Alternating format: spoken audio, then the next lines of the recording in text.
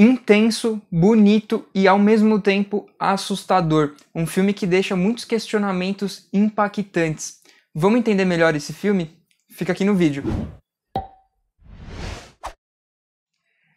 Cisne Negro, filme de drama e suspense psicológico dirigido por Darren Aronofsky. Na história, nós acompanhamos uma bailarina que ganha o tão sonhado papel no espetáculo Lago dos Cisnes, mas ela não contava que teria que enfrentar relações abusivas e manipuladoras, onde na busca por perfeccionismo ela coloca em xeque a sua sanidade mental. Amigos, que filme! Vocês me pediram muito para comentar sobre ele lá no vídeo que eu fiz sobre o Garoto Exemplar, não sei porquê.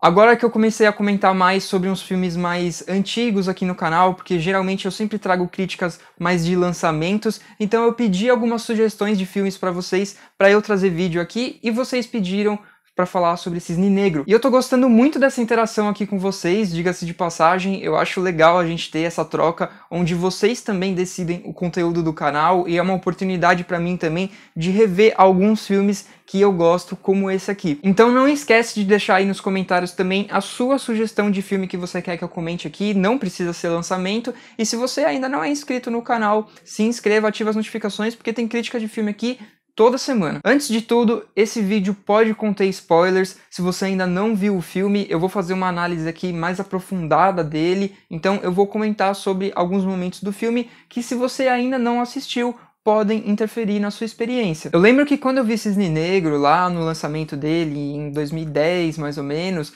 eu fiquei bem impactado com o filme, porque ele é uma experiência bem intensa, mas eu senti que eu nunca tinha absorvido direito ele. Até porque na época eu tinha 15 anos, mais ou menos, muita coisa eu ainda não entendia, e foi muito bom poder rever ele agora com mais maturidade para aproveitar mais o espetáculo que é esse filme. Ele foi dirigido pelo Darren Aronofsky, que é um diretor bem conhecido aí, que dirigiu também Mãe, que é um filme que inclusive eu tenho vídeo aqui no canal, eu vou deixar aí na descrição, no comentário fixado, e também Requiem para um Sonho, é um filme espetacular também de suspense, que eu gosto muito, e eu também quero muito rever e falar dele aqui no canal. O que vocês acham? E esses dois filmes dele em específico, junto aqui com o Cisne Negro, mostram como ele é um diretor que consegue usar muito bem a linguagem audiovisual para criar uma experiência que faz a gente sentir o psicológico completamente atordoado dos personagens que a gente está acompanhando. Esse filme foi indicado ao Oscar em 2011 a 5 prêmios, incluindo melhor filme e melhor direção, mas o único que ele levou realmente o prêmio aqui foi de melhor atriz para Natalie Portman,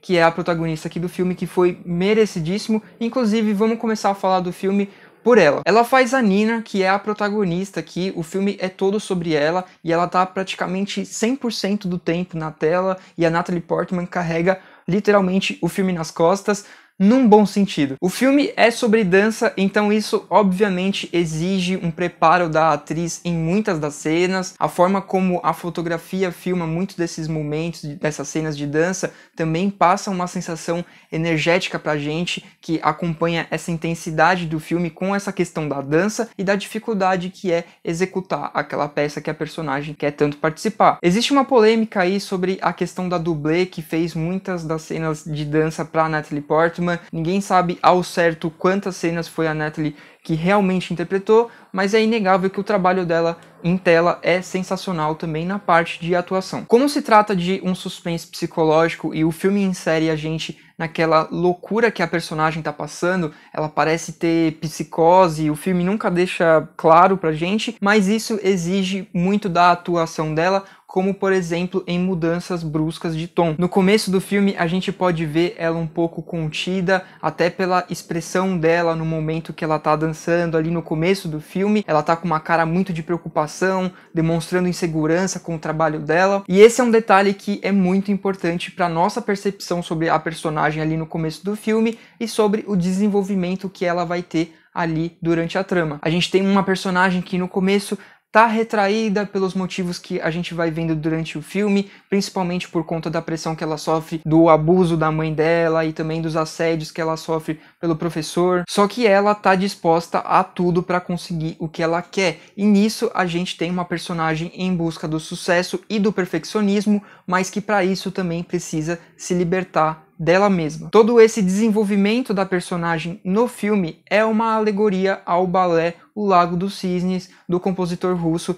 Tchaikovsky. Para quem não conhece a história da peça, eu vou explicar resumidamente aqui, até porque o filme faz questão de explicar a peça durante o filme, principalmente na cena inicial ali, a gente pode ver aquilo visualmente, depois eles fazem questão de explicar isso verbalmente também, mas eu acho que é importante você entender a peça para conseguir entender o desenvolvimento da personagem ali na trama. Na peça existe uma princesa, a Odette, que sofre um feitiço de um mago que transforma ela e as suas companheiras em cisnes, e só de noite que elas podem recuperar a forma humana, e ela só pode se libertar do feitiço por um homem que a ame. Um príncipe fica apaixonado por ela, fica admirado por ela e jura que vai libertar ela do feitiço do mago. Só que esse mago, ele vai no reino desse príncipe junto com a filha dele, que é a Odile, que é o cisne negro aqui, seria a irmã gêmea da Odette, e enfeitiça ele para que ele pense que ela é a Odette, e isso faz com que ele se apaixone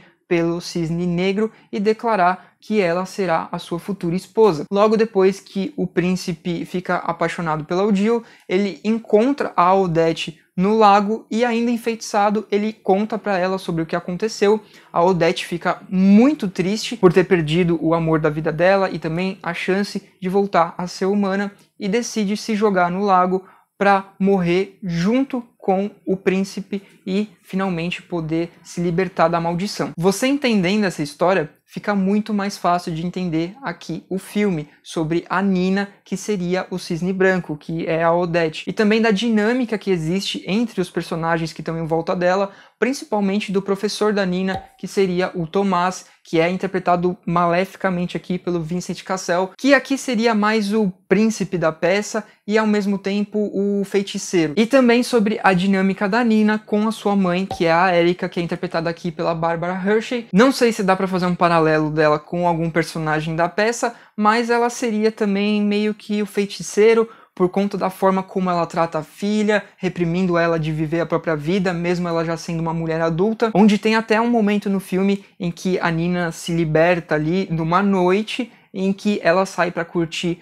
com a Lily, fazendo um paralelo ali com essa questão dos cisnes que retornam à forma humana à noite. E também com a Lily, que eu acabei de citar, que seria a sua companheira ali da peça, que é interpretada aqui pela Mila Kunis, que é claramente o cisne negro aqui da história, não é a irmã dela, mas como ela mesma diz no filme, ela seria a irmã de balé dela, que na verdade quer puxar o tapete dela o tempo todo ali para substituir ela na peça, e que é a peça-chave aqui para Nina ficar completamente paranoica. Todo esse paralelo com a história do Lago dos Cisnes, na verdade, é construído na cabeça da Nina, onde a gente enxerga essa relação com a peça não só pela trama do filme, mas também pelos delírios que ela vai tendo durante a história. Além do filme retratar isso pra gente de uma forma muito surreal, que dá até um toque de terror em muitos momentos do filme, com visões muito assustadoras da Nina, também cria uma ambiguidade aqui no filme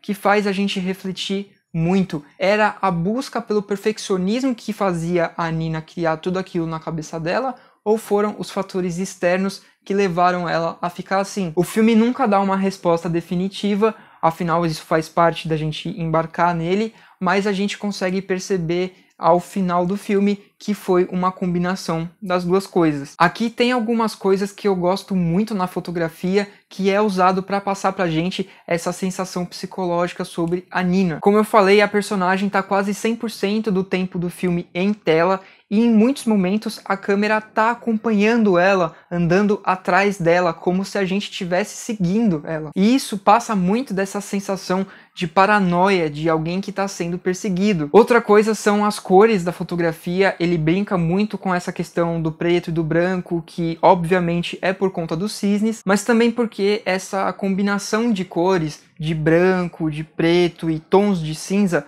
no lugar onde a Nina faz balé, passam pra gente essa sensação de sofisticação, de elegância, de excelência, mas ao mesmo tempo são cores que representam a solidão e a depressão. E isso eu acho que são sacadas geniais do filme para passar essa sensação pra gente sem precisar falar, só trabalhando o nosso psicológico. Essa discussão do filme sobre o impacto que a fama causa no psicológico, principalmente das mulheres, foi um assunto que veio, na verdade, de uma animação japonesa chamada Perfect Blue, do diretor Satoshi Kon. É um suspense psicológico fantástico, eu recomendo muito que você assista, se você já assistiu Cisne Negro, se você gosta. Eu quero ainda fazer um vídeo sobre ele aqui no canal. E esse filme, ele serviu muito de inspiração aqui pro Cisne Negro e também pro outro filme do diretor, o Requiem para um Sonho. Ele é uma grande inspiração aqui pro Aronofsky, que no Requiem para um Sonho ele chegou a até comprar uma parte do roteiro para refazer uma cena, que seria a cena da banheira ali para colocar no filme. E ele tentou comprar também os direitos do Perfect Blue para readaptar para Hollywood, que seria o Cisne Negro,